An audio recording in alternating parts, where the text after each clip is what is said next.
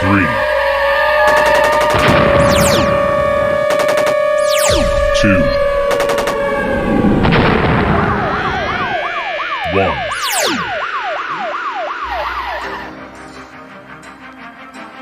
And now, you're tuned into the Navarro-Miller Report, featuring the hottest in news, entertainment, sports, and all those topics for the mainstream audience.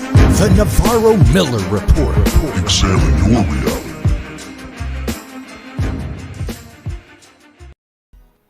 What's up, everyone? Welcome to the Navarro-Miller Report. I'm your host, Dave Navarro. And I'm Jeremy Miller.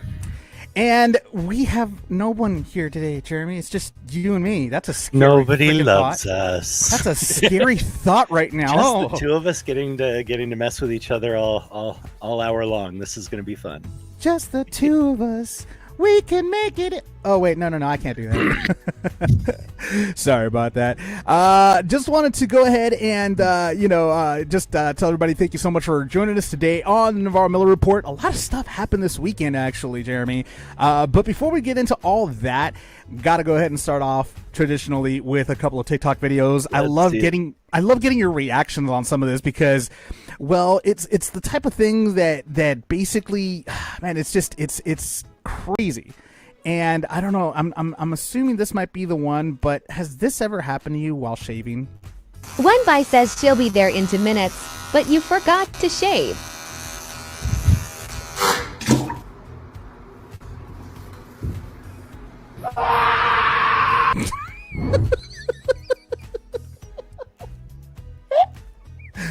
I mean,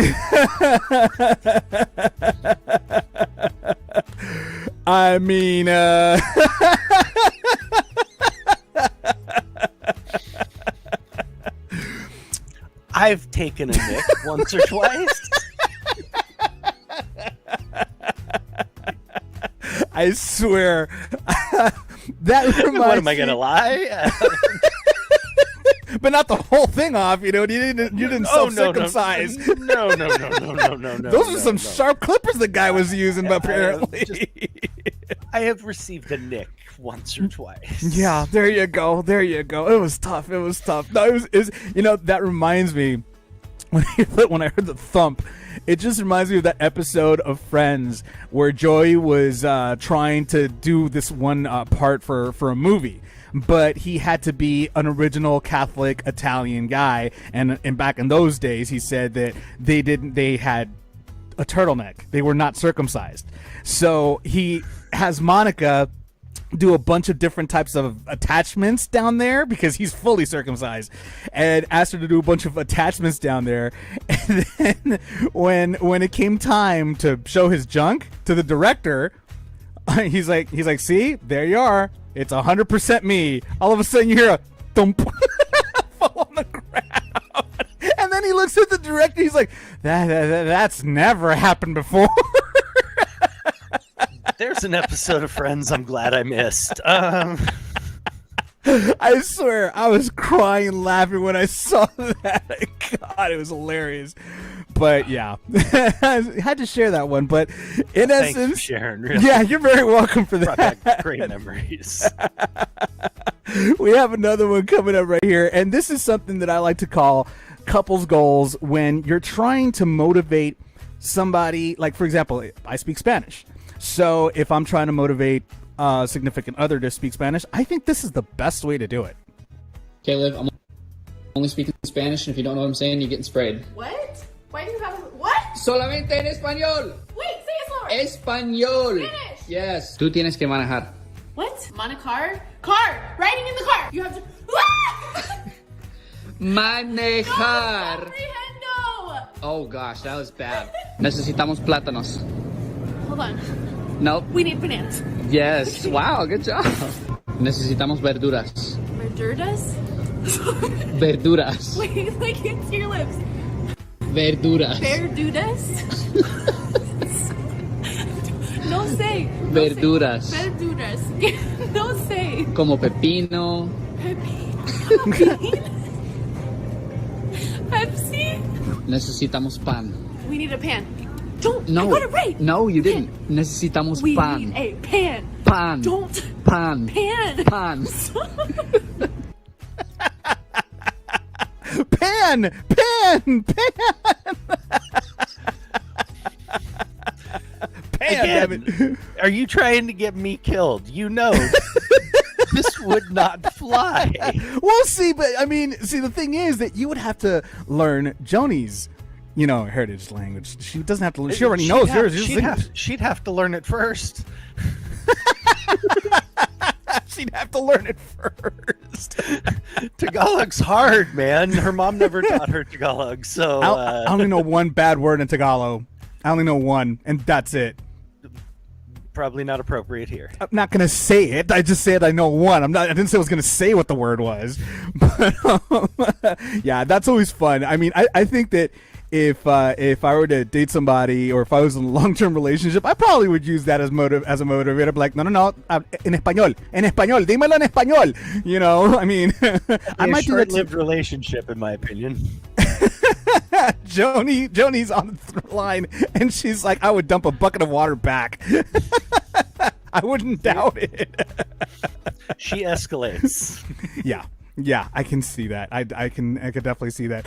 Now, this other TikToker that I love, this guy, he does impressions, and his impressions are so freaking spot on. They're scary how good they are, and I can't even describe it. Just take a wild guess who he's impersonating.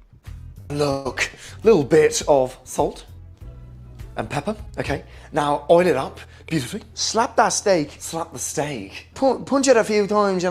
Throw some elbows in there. We don't. Slap that steak. Go down. Harm the meat. Come on, Galu. You're fucking rat. That's a beautiful cut of meat.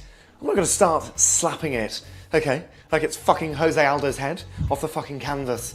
Okay, take that fucking steak, young man. Don't slap that cut of meat. That beautiful cut of meat. I'm ready to bury my fucking elbow straight in that steak, yeah? Yeah, little rat. Listen, young man, okay? I'm very much ready to bury my shin bone in that steak, you know what I mean? So, what are you doing? I'm looking forward to a good fight. Look! Listen. Now, take a wild guess. Gordon Ramsay and Conor McGregor. He did a really good job. He did a very good job. It was pretty easy to see, and that was quite amusing. Oh my god! I swear, I'm telling you, TikTok is probably one of the it's a secret gem for so many talented people. It's not even funny, and it's just so unfortunate that right now they're going through a lawsuit because I just got something actually in my TikTok today saying that I qualify for a class action lawsuit. Because apparently they sold some sort of information. Now the lawsuit hasn't been established just yet, or the judge hasn't actually ruled or anything in favor or against just yet. But the lawsuit itself has been established, and they are going to go to court against TikTok for, I guess, selling, private information, or I don't know what's going on with that right now. I got into my TikTok. Many users got this message in their TikTok. So if you have TikTok, go check it out. It should be in your message board, and it'll explain to you if you had been using TikTok before September of this year, you are entitled to a possible cash settlement if they decide to settle, if they actually find them guilty of this type of action. So, Jeremy, your conspiracy theory was correct not to use TikTok.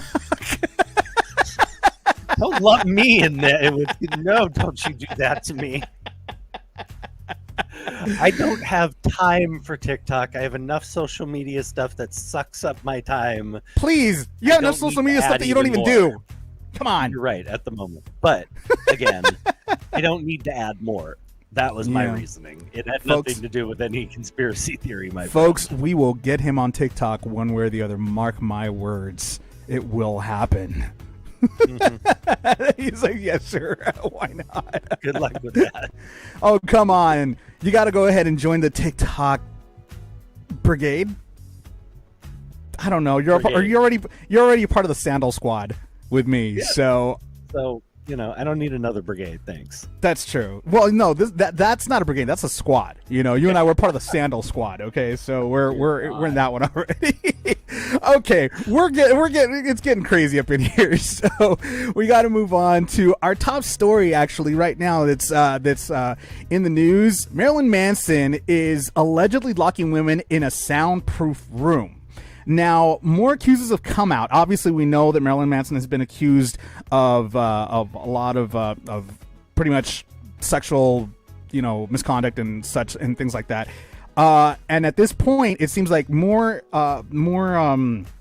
accusers are coming out via TMZ. More accusers are coming out and saying that they would actually be punished if they went out of line with Marilyn, and they would be put in a soundproof room, locked in there if they were, quote, bad girls. And he actually would call this room, I think, the bad girl room, something like that. Something that he actually talked about in past interviews, where many people didn't really believe that this was actually true. But come on, it's Marilyn Manson. I mean, you can't really. I mean, the guy masturbated with a crucifix or a Bible. I forgot which one it was. I mean, nothing really gets. There's nothing this guy can say or do that doesn't surprise me. Nor, in my opinion, can it surprise anybody that dates this guy. Now, obviously, this guy may be a part of the S&M scene. I don't know, but it wouldn't surprise me if he is. And some, like, in that, I guess, in that type of lifestyle, a lot of women, they tend to like getting whipped and spanked, etc., etc. So this might be something else that he thought, hey, this maybe women might like this. I don't know. But now they're saying, because nobody actually really saw him put anybody in that room, but now there are accusers coming out saying that that he has put women in that room. My thing is, could this be true, or is this something that these accusers are using via past interviews that he had given about this room, saying, hey, maybe we could go ahead and use this against him too? I don't know. I mean, Jeremy, what are your thoughts? There's always a possibility that people are making things up and using whatever material they can get to, do that. But I tend to lean on the side of the accusers when things pile up over and over and over and over and over. After the first one, maybe the benefit of the doubt. After the second one, maybe the benefit, you know what I mean? But as it happens more and more, I think that benefit of the doubt becomes a little less plausible. And yes, how can you be shocked that anything this man does would be atrocious? I mean, he's been very open about that. But at the same time, if he has behind closed doors misled them about those things, made it seem as if, that's all talk or whatever, and then is treating him in this way, that's a problem. In the S&M community, it's a agreed upon relationship. If these women did not agree on these punishments and on this type of relationship, then that's very much a problem. So as the facts come out, we'll see. But it sounds at the moment like a classic he said, she said, unless they have people who are willing to corroborate, the fact that these women were put in this room, or any of the other charges or allegations, that have been brought against him. It's a classic Hollywood, he said, she said. And I don't know if we'll ever find out the 100% truth. I mean, this is but again, all like you said, nothing that this guy does would ever shock me. I mean, not a thing. There isn't a thing he could do. Say, if you came out and told me the worst thing you could possibly come up with, I'd be like, that makes sense. I mean, and that's the thing about him. It's like there's an old saying in Spanish called that says "cría fama y acuéstate a dormir," which in English it's loosely translated to "cry fame and go to sleep." In other words, I mean, you make your bed, you sleep in it. Type. That's pretty much what the translation is, if you want to get technical. But Marilyn Manson, he has made his own bed in this case, because he's done very outlandish, very unorthodox type. He leads an outlandish, unorthodox lifestyle. So it doesn't really surprise anybody that he would actually do something like this or have a room like this. I mean, it's so crazy because it also says It discusses in Rolling Stone, this is via TMZ, it says, quote, his apartment itself is also discussed by Rolling Stone, described by some of the folks they interviewed as a meat locker or a black refrigerator because he apparently kept the place super dark at all times and the temperature no higher than 65 degrees. I mean, when you're Satan's spawn, you need to cool off everyone's. I mean, that's my opinion. I mean, he wants to stay cool. He was in hell the entire time. So he needs to cool off, or at least maybe, gain some credit in cooling off when he goes to hell. Maybe that's what I was. Maybe he's just looking for a break before he gets back. I'm not sure.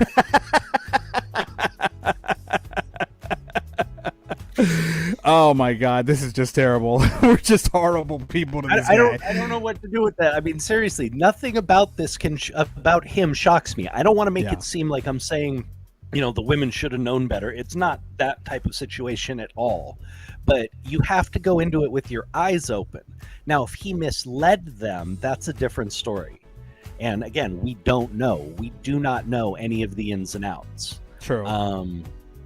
I have friends. I have people I've known for a long time who are in the S&M lifestyle. And I'm telling you right now, it is a relationship. It's a contract. There's an understanding of boundaries and different stuff. So if they're not participating in it, if he's the only participant, that's a very big problem.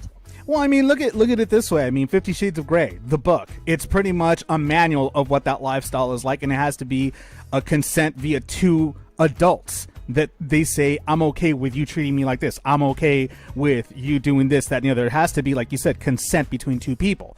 And here's another thing. He dated Rose McGowan. Now, Rose McGowan is the leader of the Me Too movement. And from what I understand, I don't know, maybe somebody could correct me, I don't know. She hasn't come forward and accused Marilyn of anything, and she dated him for a very long time. So if she hasn't accused him of anything, that makes me think, well, are these women looking for a payday? I mean, I'm not trying to say that they're lying or anything, because we really don't know. But I mean, I'm just looking at it from the point of view of Rose McGowan, a person that is leading the Me Too movement, a person that started this movement for women to speak up against, these sexual predators. And right now, Marilyn Manson is in that circle of sexual predators, according to these women, allegedly. So I'm confused right now. I mean, I don't know. I'm confused. Should I be confused?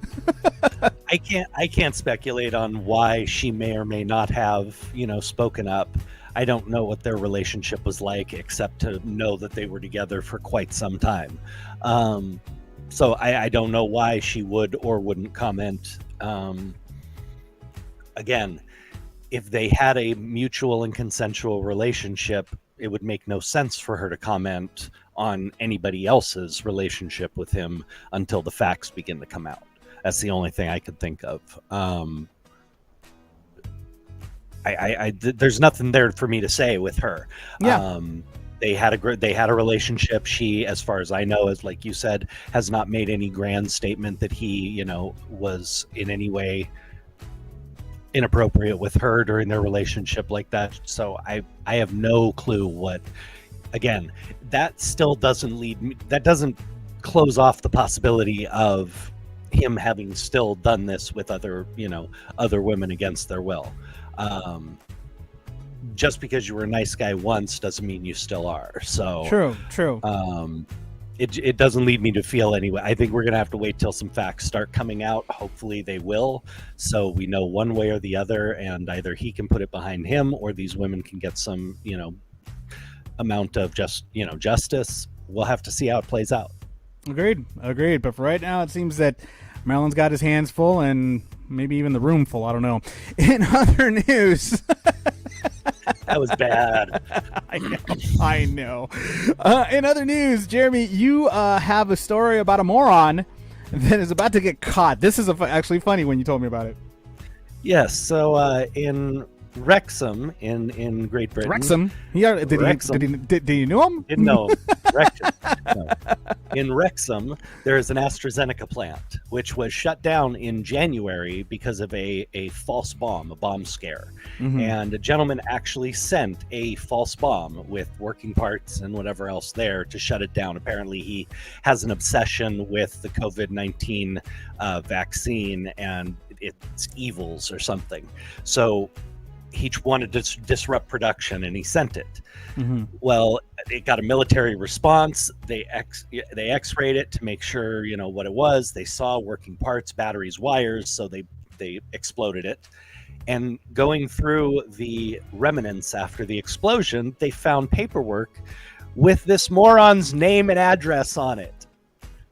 So he's going to be getting a visit very soon from British authorities, and will probably be going to jail for a very, very long time. I almost want to say that Jeff Dunham's Ahmed was the one behind all this. It would have made more sense if he actually did that. Yeah, it's not a smooth move. Apparently, there were a bunch of papers in there, and I don't know if it was to fill it up or what it was, but one of the papers apparently, yes, had his name and his address on them. Did one of the papers read, "Silence, I kill you"? Funny enough, that's how the my stalker got caught. Are you serious? He wrote me a 50-something page handwritten, like, life story, biography, manifesto type thing, where he talked about some horrific shit he wanted to do to me and the other child stars he was stalking. And when he mailed it, he put his real name and address on it. He had always used different names. He'd always use these weird names, and this time, it had his real address. And the FBI and the head of Warner Brothers Security showed up on his doorstep. That's how he got caught. I swear, it's like When Criminals Are Stupid should be the next show. It's like I've seen the whole stupid criminals or whatever. This is a running line in Blue Bloods. It's one of Frank Reagan's, Tom Selleck's character's favorite sayings is, "We don't catch the smart ones." That's for damn sure. And it's, it's whenever somebody does something that stupid on the show, he just kind of looks up. He's like, "Well, we don't often catch the smart ones." I gotta watch that show. I swear, you've been telling me about this. You gotta check it out. You've been telling me about the show for the longest time. I gotta watch this show. Like it's been like I've been very curious about it.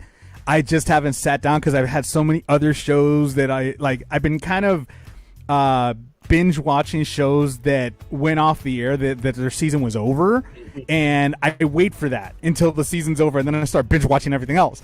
And then by the time I'm done with that, another show that just ended their season started, and I got to binge watch those too. So it's the constant struggle with me. I know the struggle is pattern. real. Yeah, the struggle is real. I can't help it. But anyways, in other entertainment news, Mel Gibson to direct Lethal Weapon 5. Yes, another Lethal Weapon is coming out. Wait, wasn't he canceled?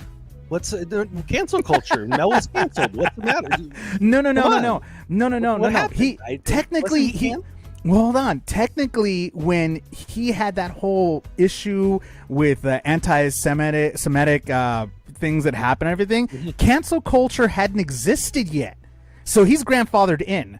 Oh, okay. To the non-canceled part of the cancel culture. Sorry, I was just wondering. No, you know my opinion on that stuff, man. Cancel culture doesn't exist. People get, they take a month-long hiatus while they figure out how they're going to, smooth over their PR and what they're going to do now, and then they go back to work. It's how I feel about that. And that's how it goes.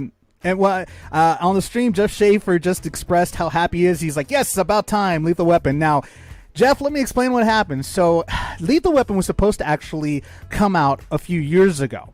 But unfortunately, the director, Jeffrey Dahmer, passed away at the age of 91.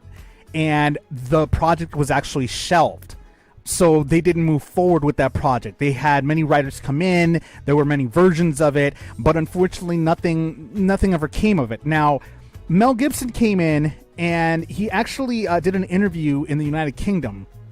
And he basically talked about how Dahmer wanted him to take over the project, and he actually told him, which is it was almost like he was like pretty much calling it what was going to happen to him in due time. And he went ahead and he said, this is on the HollywoodReporter.com. It says, quote, according to London's The Sun, which covered the event, Gibson said Donner was developing the screenplay and he got pretty far along with it. And he said to me one day, listen, kid, if I kick the bucket, you will do it. And I said, shut up. He did indeed pass away, but he did ask me to do it at the time. I didn't say anything. He said it to his wife and to the studio and the producers. So I will be directing the 5th one. So this was in essence Donner's final request was for Gibson to go ahead and finish the Lethal Weapon franchise. My curiosity is that old saying, I'm getting too old for this shit. They're old now. Danny Glover and Mel Gibson, they are really old now. So it'll be interesting for them to really use that. I'm curious. I'm wondering if it's going to be their kids that are going to be taking over the mantle, or I don't know where they go at this point. It'll be interesting. Let me make a quick correction here. It's Richard Donner. I'm sorry, Richard Donner. I keep on getting Jeffrey Donner sounds an awful lot like yeah. Sorry, cannibal. But so let's get that right. I keep Richard on getting Donner them. I always get them both mixed up. All right. No, Richard Donner never ate anyone, as far as we know. Yes, so, he did not. He did not. My was mistake. A wonderful action director. Yes, he was. It makes sense that Mel would direct this, and that Richard would want him to. Correct. I mean, it's Mel and Danny, of course, were the cornerstones of this entire franchise. And Mel, of course, had taken on directing and had become, by that time, a very successful director.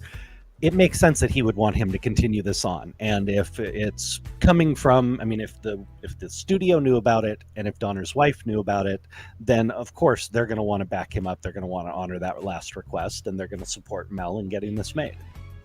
Yeah, and I think who better, to go ahead and direct this, but somebody that had been in all 4 of them already. He knows the terrain. He knows where the story goes. He knows he knows who these characters are. I mean, these characters are the ones that made him. Before that, Mel Gibson was an Australian sensation, doing things like Thunderdome and Mad Max and things like that. And then he came over here, and this is the actual movie that gave him his superstardom here in the States. And he did an incredible job with it. It's so fun too, because I didn't even know the guy was Australian until they said he's Australian. I was like, he is? He knows how to hide that accent very well. Most people didn't, and it shocked the heck out of me, because they actually filmed Lethal Weapon 2 on the same lot that we filmed Growing Pains. Mm-hmm. Yeah, because it's a Warner Brothers picture. Yeah, so we filmed on the ranch, and they filmed a lot of their exterior stuff there. So we got a chance to meet Mel. Tracy, of course, was completely smitten with him. So Kirk and I ran over there and made him come back and embarrass her and say hi. And all of a sudden, he starts talking, and he's got this heavy Australian accent. And nice. Like, okay, Mr. Gibson, where'd that come from? You're like, you are Mel Gibson, right? Yeah, but it was awesome, and it was a great experience as a kid to get to watch them film the second one. I actually got to be on set on the street when they blew the toilet out of the roof. Nice. I was wearing a bomb vest, and everything with the guys, and got to watch them do it. So that was really a cool experience, getting to watch them. And I love Lethal Weapon, so I'm excited to see what they do with this. I'm curious. Really excited to see, kind of where they go. I hope they do it justice. But it makes sense that Mel would direct this, this installment. Absolutely. There definitely would not be a Lethal Weapon without Mel Gibson and Danny Glover. There can't be. They make the best team, and they're amazing. They play very well off of one another. So this I should be never really thought good. I'd see a buddy cop duo that I liked more than Nolte and Eddie Murphy. Yeah. Until I saw Mel Gibson and Danny Glover playing, in Lethal Weapon. So Very true, man. I'm looking forward to see how they end it, how they end the saga of Lethal Weapon. Like you, I'm a fan too. I have all 4 movies. They never disappointed. It's like you always want to think that the sequel's worse than the first one, or is going to be bad because the first one was good. All 4 of them were great. Like, I loved all 4 of them. I personally, I loved all 4 of them. They had great storylines behind every single one of them, and they were doing something new in each movie. Yeah, they were bringing back some of the old antics, but they were doing something new, and that's what had me coming back to see what they were doing. 3, that was all. I enjoyed the rest of them a lot. 3, I struggled in getting into. I actually loved 3 because, they introduced Renee Russo in part 3. And I love that she was like a female, and she was a female version of Riggs, and that's what I love, that he finally met his match. The truth, we were just not for her. Oh, dude, are you kidding me? Renee Russo's freaking gorgeous. She's one sexy woman. I'm telling you that right now. Renee, call me. You can hide me in the closet. I'm okay. Run, Renee, run. Let me see. Page 51. No.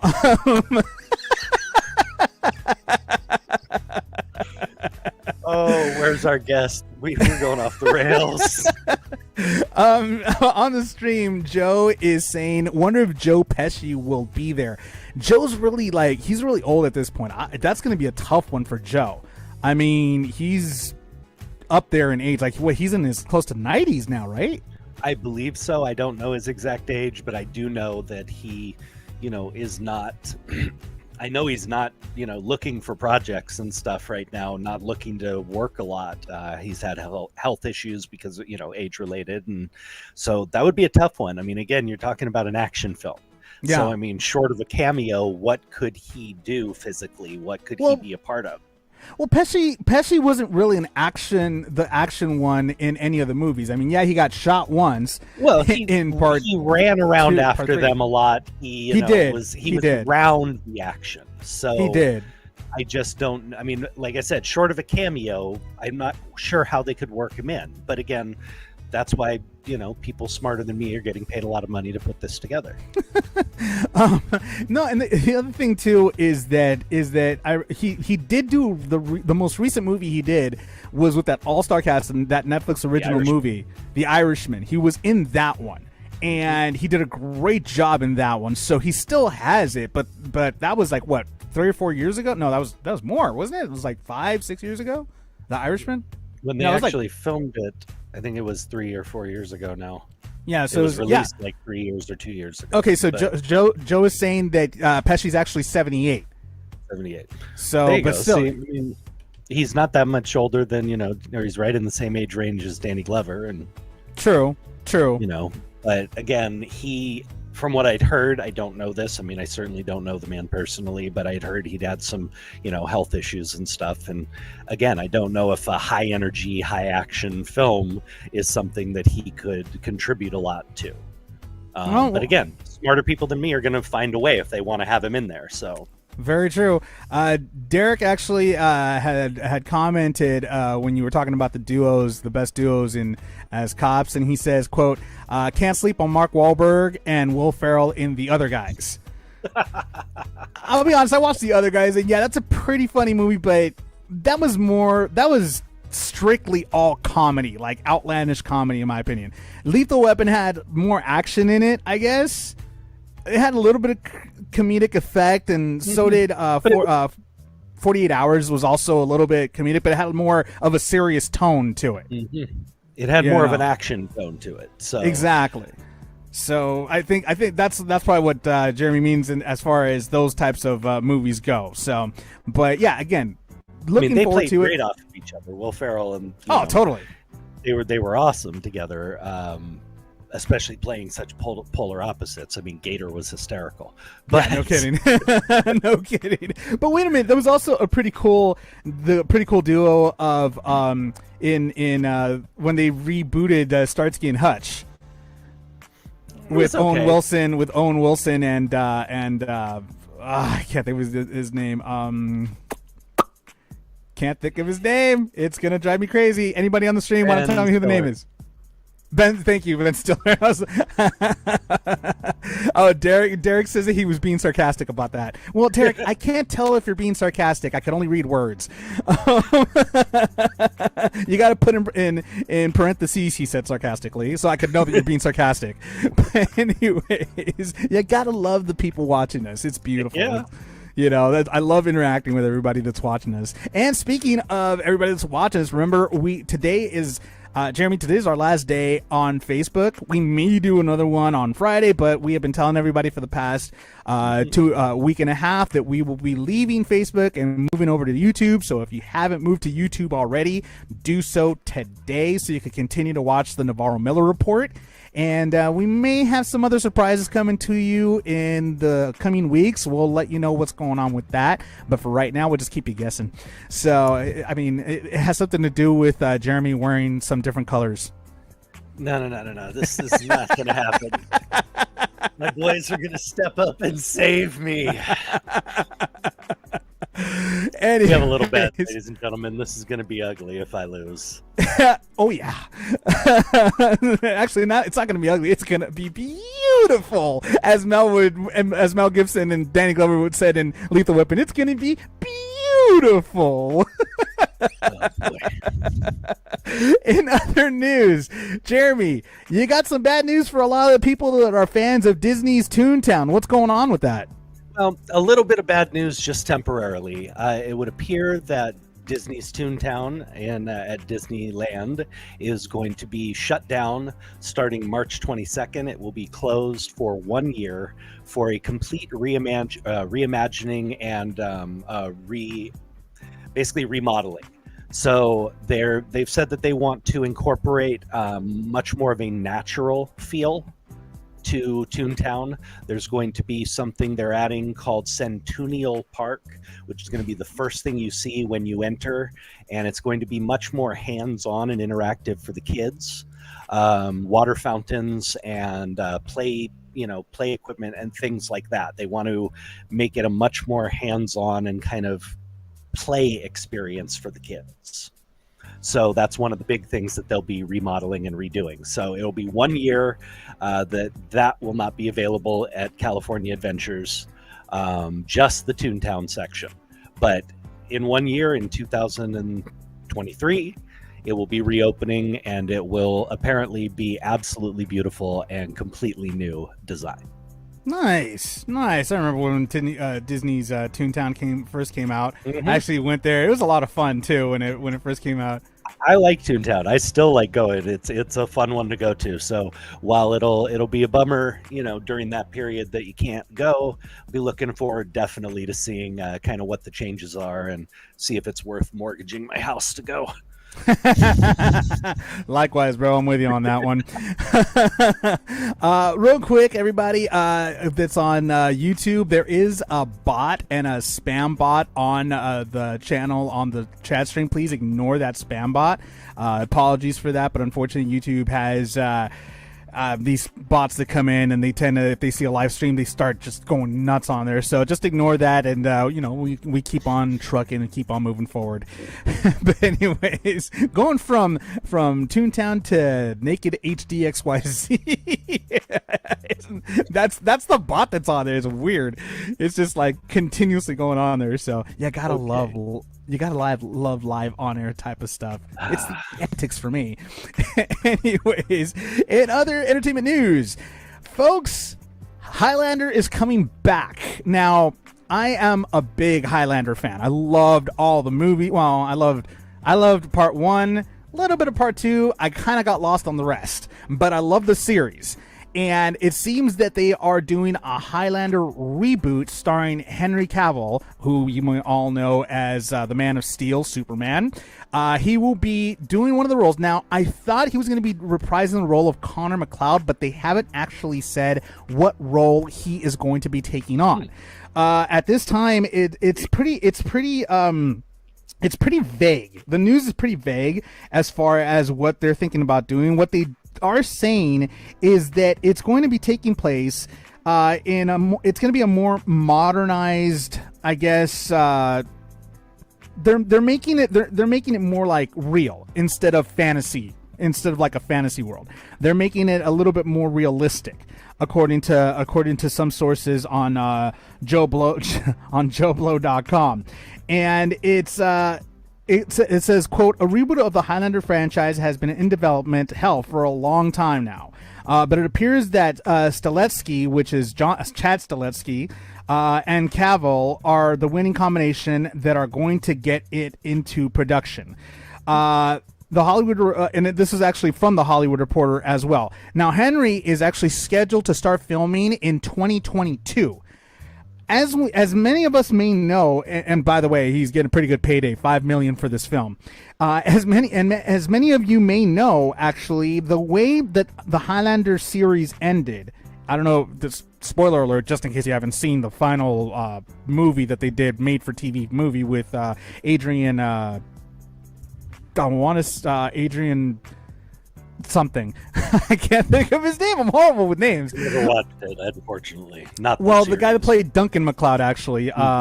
He went ahead, and I guess the final prize was that as an immortal, he was able to actually have an offspring, something that no immortal can have. If you don't know what the story's about, basically these immortals, they live forever. The only way they could die is if another immortal cuts off their head, and with it they take their essence and their power with them. Now they fight until only 2 are left. The winner gets the grand prize. Now, for years nobody knew what the grand prize was. Many believe because Connor killed, I guess, the last immortal in part 1. In part 2, Connor was made to be mortal. I believed, and I thought, and many thought, that was the prize, that they became mortal and they could finally die. what a prize. But I guess sometimes you get tired. If you've been around forever, maybe you need a nap. And that's actually what he says in the movie. He's like, dude, if you've seen so many people I've loved and lost and died, and yeah, I'm okay with dying. So in this last one, what ended up Adrian Paul. God, I knew it was going to come up eventually. Adrian Paul. Adrian Paul's character, Duncan MacLeod, he has a baby with somebody. He gets somebody pregnant for the first time, and that's the prize, that he can finally be a father. That's something that he wanted to be. That's a grand prize for him. Now, this is a reboot with Henry Cavill.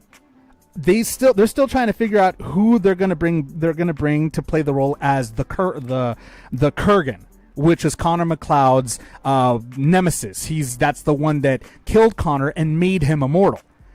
From a war that they had centuries ago. So it's going to be interesting to see where they're going to take this story and how they're going to recreate it. Personally, I'm looking forward to see what happens when an immortal gets his head cut off in this new technological era. That should be pretty freaking cool.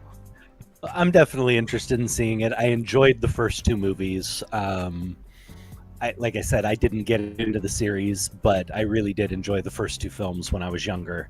And it'll be interesting to see where they go and how they build upon it. And like you said, with all the technological advances in effects and everything else, it'll be very cool to see, because they were already graphically and visually very cool films. So yeah, they can do quite a lot, and it'll be interesting. I mean, I like Henry Cavill. Cavill, I've liked most of what he's done. I can never pronounce his last name either, so don't feel bad. But you know, he's a good actor. He's got the build. He's always in shape, so he can, if he's playing either the Highlander or he's playing, who knows who he's playing. But I think it'll be a cool reboot. And if they do, again, please do it justice. Don't ruin any more of these wonderful things that are part of our, youth and childhood and all that. Give us a great one here. Please, I'm begging you. I'm looking forward to it, most definitely. And with that, we'll go ahead and get into some sports. But before we go into that, we want to go ahead and let you know that our sport report is brought to you by Balance 7. Acid is the #1 cause of infectious diseases. When your body accumulates acid, it's like adding gasoline to a fire. It increases the risk of disease dramatically. Balance 7 has a pH balance 11 plus plus the only concentrate alkaline on the market. Go to www.balance7.com, again, www.balance7.com, and enter code word AL for free shipping and savings. Now, just so you all know, the link is going to be in the description at the bottom of this channel, of this episode. So make sure you click on it if you want to go ahead and have a healthy living with an alkaline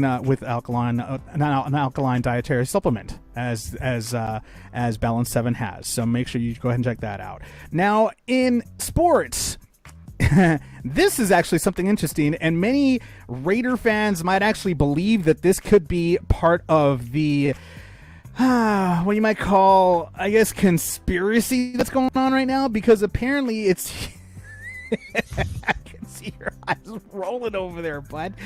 Apparently Joe Gruden is suing Roger Goodell and the NFL because I'm sorry, John Gruden, not Joe Gruden. John Gruden. I'm horrible. What's wrong with me today? I'm horrible. Thank you for being here, Jeremy, because you're here to correct me every single screw up that I have. John Gruden, former... And point them out, mind you. Yes, That's exactly. That's the important part. John Gruden, who is the former coach of the Las Vegas Raiders, and as we all know, he stepped down. He resigned from his position as head coach, as at the time the Raiders were 5-2, one of the best records they've had in a very long time.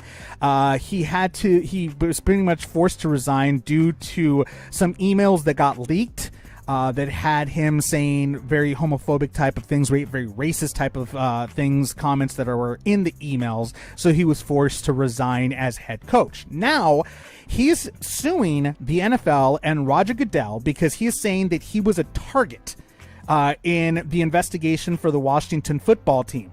And it seems that they only singled his emails out of 635,000 emails, according to what I read on ESPN.com, saying that out of all those emails, his were the only ones that were singled out. Now, many Raider fans may believe that this is some sort of a conspiracy against the Las Vegas Raiders because they were doing so well and, they were actually starting to make a dent in the NFL. But in reality, I don't think John's really looking at it that way. He's looking at it for himself that, dude, I just got fired from a good position. I want mine. I want to get paid out by the NFL and by Roger Goodell. And let me tell you something right now. If Roger Goodell is already a very much hated individual, this is just going to make matters worse with the Raider fans. Raider fans are going to hate him even more now. So, your thoughts? It's never been a good relationship between the commissioner and the Raider fans. We all know this. Honestly, who knows why his emails were flagged? I mean, if he has proof that, he was specifically targeted and they ignored other inflammatory emails from other people, then, maybe he's got a case. But, I mean, in things like this, and the people who would fact check and pore over these emails during the investigation, if his are the most inflammatory, they're the ones that are going to stick out. He's the head coach. The buck stops with him. So, of course you would be the focus, is what my response would be. You're the head coach. Why would they be going after one of your underlings who nobody knows about and doesn't affect anything on the team? I mean, you're the boss. But technically, this is more. But what he's saying is that this was during the investigation against the Washington football team. It had nothing to do with him and the Raiders. So in that investigation, his name was the one that was zeroed out. His name was the one that was singled out at the time. But his emails were the inflammatory ones. Why wouldn't they be singled out? Because maybe there's other emails on there as well that could have been inflammatory, but we don't know about it. He will have to be able to show proof that Dan Snyder or anybody else involved with the Washington football team, that their emails were inflammatory and that they were ignored. Because otherwise, I mean, why else would yours be focused in on? You used homophobic slurs, you used racist slurs, you called some of your own players, horrific things. True. Former players. I mean, of course that's going to stand out. So I'm sorry, I'm bleeding my little violin for John. You're playing Gruden your little violin there. Yeah, Raiders fans, you can go ahead and email Jeremy at. No, just Hey, I've never been a Raider fan. Neither I have don't hate the Raiders. Neither do but I. the fact is, I liked seeing them start to succeed under the new leadership and doing what they were doing. I like some of the players that are on there right now, and I was enjoying watching them actually have a little bit of success at the moment this season. I was, but and they're still kind of in it right now too. Even after he left. They're except still. for, I mean, yesterday was a little brutal for them. That was a weird touchdown. That was the weird. Like, how is it that a Raider touchdown becomes a Chiefs ball? I didn't see the play. I've heard people talking about it. I didn't get to see the play. Well, let me tell you another strange occurrence. A tie football game. Yeah. As far as the Lions were concerned. Now, this right here comes from SB Nation, this meme, and I have to share it because, well, I'm a Packer fan, and this just makes me laugh every time I see it because I can't stand the Lions. This right here was via SB Nation. Now, it reads, the Lions didn't lose. This is their first non-loss since December 6, 2020. They tied, but it's a start.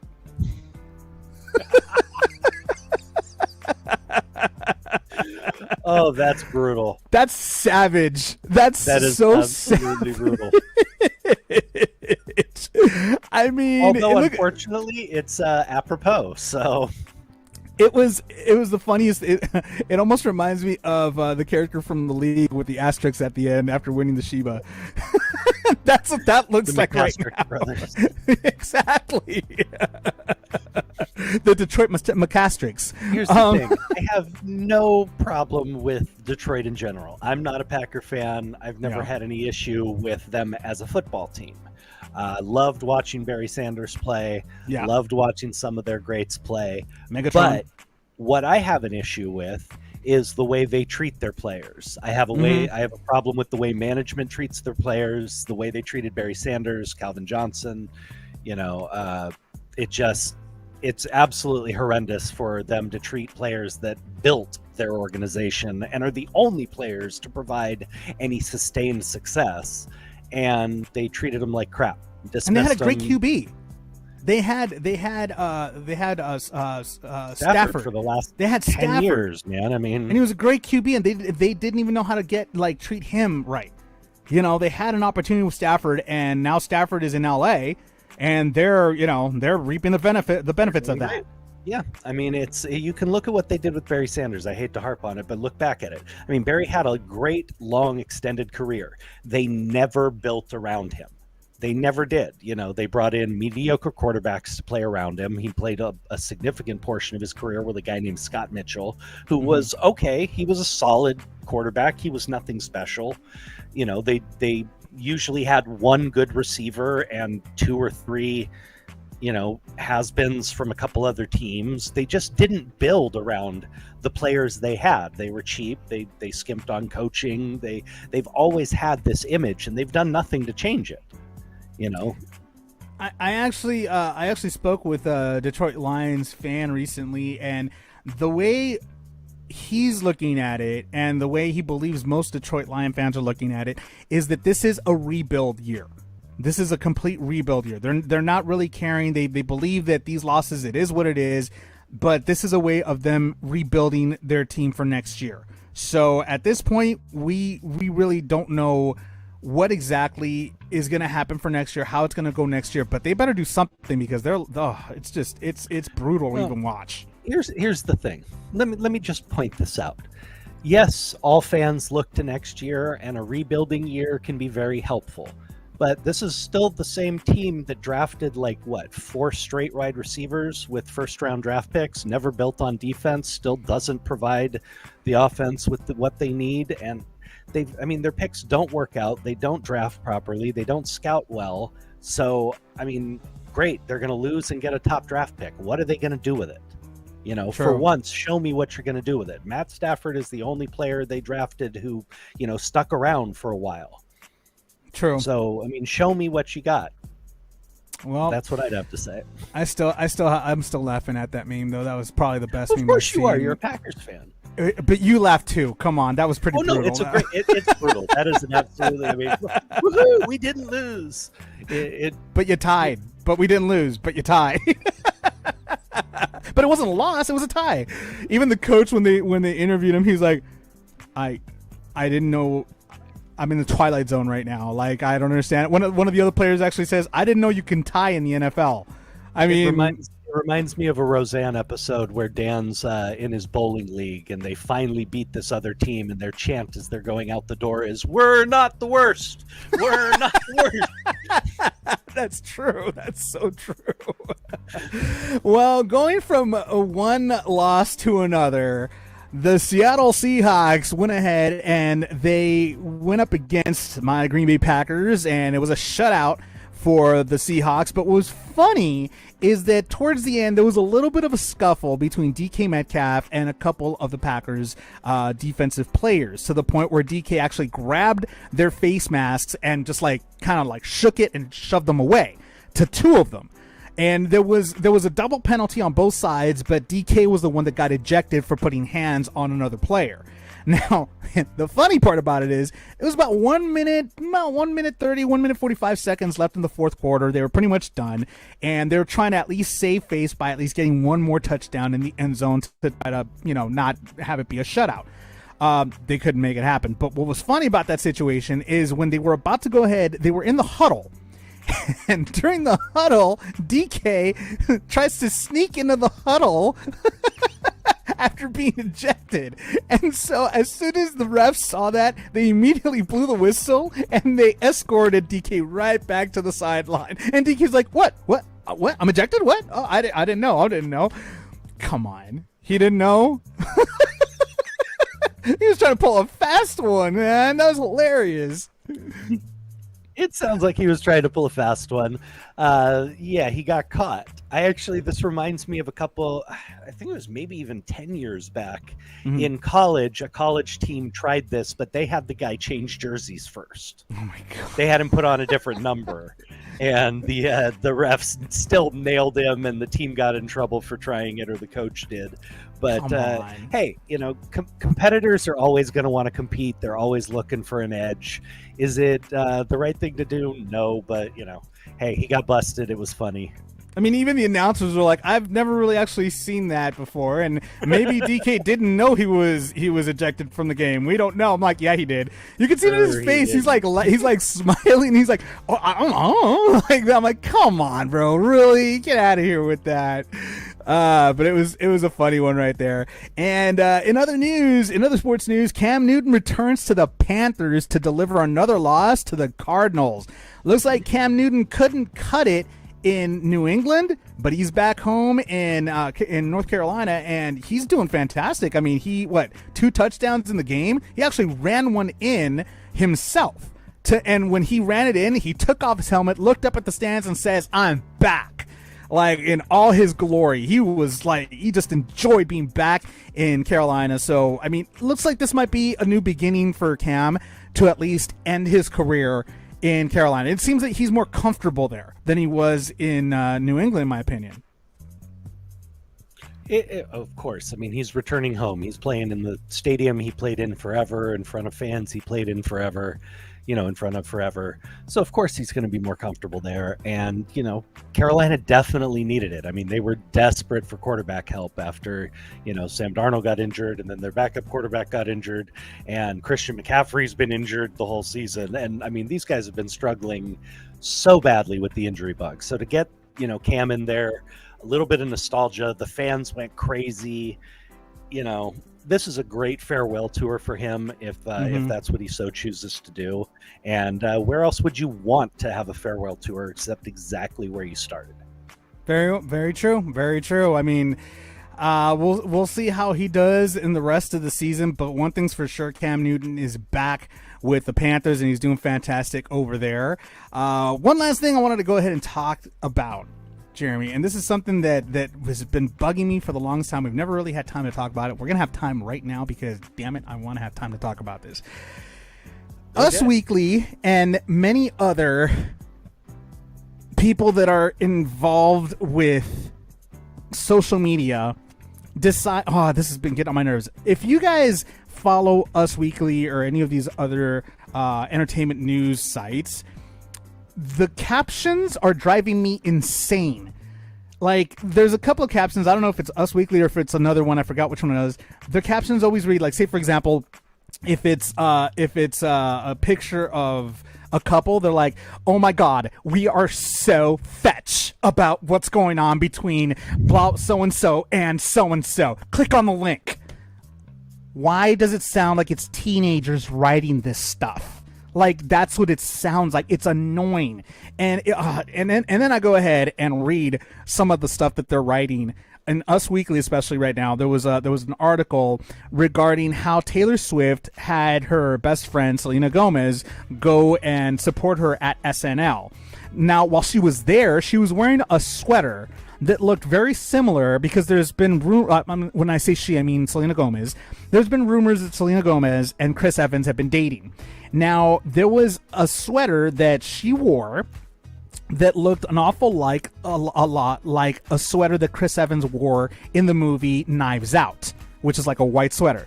They're saying that Taylor Swift loves putting Easter eggs out there, and made a live Easter egg via her best friend Selena Gomez. And it read part of this article, which really I was like, you got to be kidding me. Who's writing? Like it's like a teenager writing this stuff. It says, "Neither Evans nor Gomez have commented on the fan theories which have swirled around the internet since October, after the pair were spotted leaving the same studio in Los Angeles, days after the actors were photographed at the same restaurant in the city. The pair didn't pose for a photo together, but the background locations in each snap matched." Okay? It goes on to read, "Later that same month, an eagle-eyed TikTok user questioned whether the Rare Beauty founder secretly appeared in an Instagram video Evans posted of him playing Prince's Purple Rain on the piano. Who's the brunette filming bottom right corner, Chris?"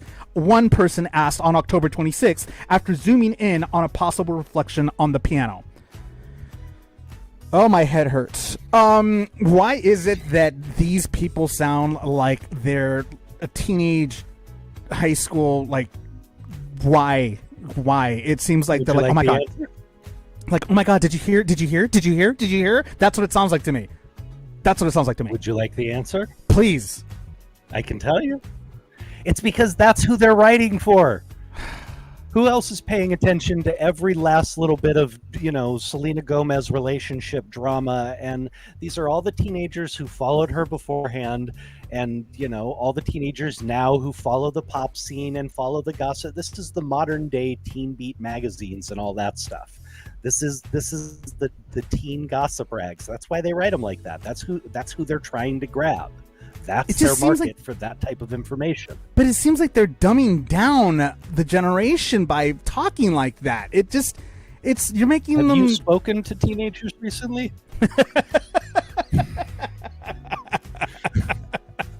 Really? Actually, no, I haven't. So,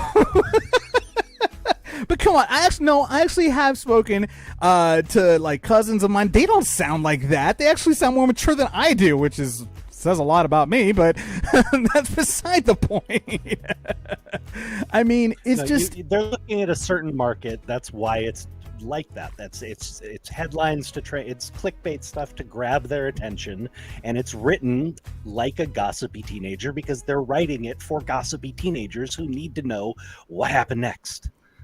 Ugh.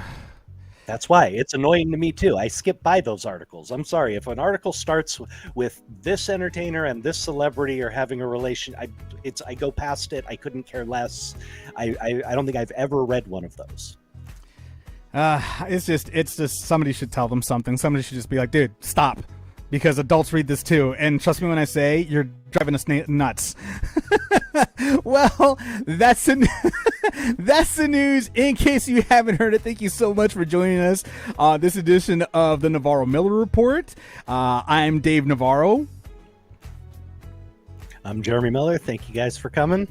I don't like him. I just to let everybody know, I really don't like this guy. He's, it's never a pleasure to be here with you. He doesn't have Jeremy. a choice. He has to put up with me. You're like a bad pen he always truthfully, turn up. subscribe, do all that good stuff. Get more followers to follow us so I can keep this on longer so you can watch me torment Dave for even longer. See? That's why I don't And you like can't him. argue. That's why I don't like you. All right, guys. Thanks for tuning in. Definitely do what Jeremy says, and please subscribe to our YouTube channel. Also, we have a GoFundMe page. Please click the link in the bio for the GoFundMe if you want to go ahead and help us get some better equipment for better quality. If you like this show and all the other future shows, we have another show coming up this Friday, 6 p.m. Pacific Standard Time on YouTube. So make sure you subscribe, hit that notification button on YouTube so that way you guys can go ahead and check out what crazy antics we're going to get into next. So make sure you watch us. And for now, that's all we got. Have a great rest of the week, everybody. We'll see you Friday.